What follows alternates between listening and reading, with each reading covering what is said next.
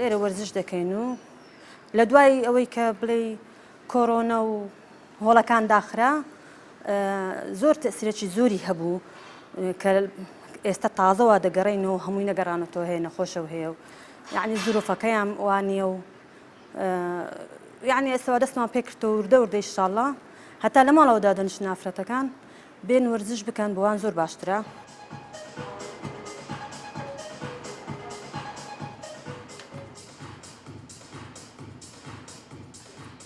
ئەو ماوەی کە چەند مانگێک لەبەر کۆرۆنا قاعەکان داخران ئەم ماوەیە لە ماڵەوە ڕاضەمان کرد بەڵام هەر نەدەگەیشتەوە ڕاضەی قاعەکان و ئەگەر نەشتان توانی ینی لە بیتە قاعەکان ڕاضە بکەیت توانین لە خۆ لە ماڵەوە ڕاضە بکەین. هیوادارم کچان بێن وەرزش بکەن چکە وەرزش یعنی سەلامەتی.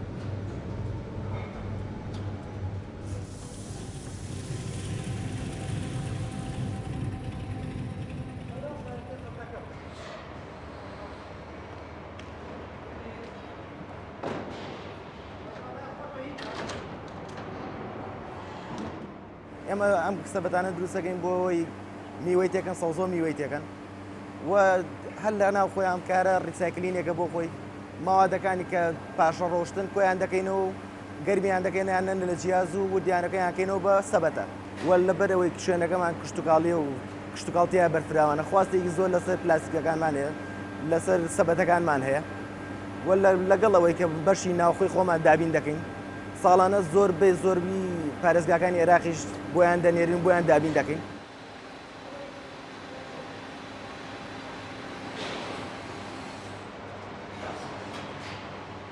ئێمە سێ ستافی کارمەندن لێرە کار دەکەین بۆ ماوەی 24 کاتژمێر پیشەوکاری ئێمە سنووق دروستکردنە لێرە سنووقەکان بریتین لە 12 کیلۆی و 15 کیلۆ 20 کیلۆیی 12 کیلۆیەکە بەکار دێت زۆربەی کەس دەیبا بۆ تەماتە و پولەکە و خەیار و ئەم شتانە.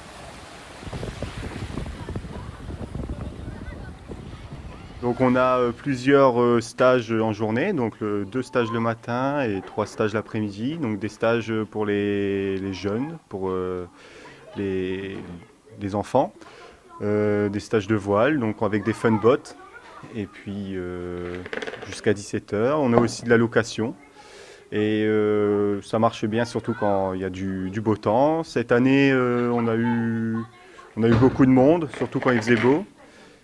Et puis ensuite, avec les normes Covid, ça nous oblige de faire du désinfectage de tout le matériel utilisé. Et on n'a plus du coup de douche. Nous, on ne pouvait plus prendre de douche dans les locaux à cause justement des normes d'hygiène. It's a group, the group of class of the morning, and in the afternoon the group have a different activity. And other activity in the water during 45 minutes. After it's to prepare to go to the water in 4 p.m.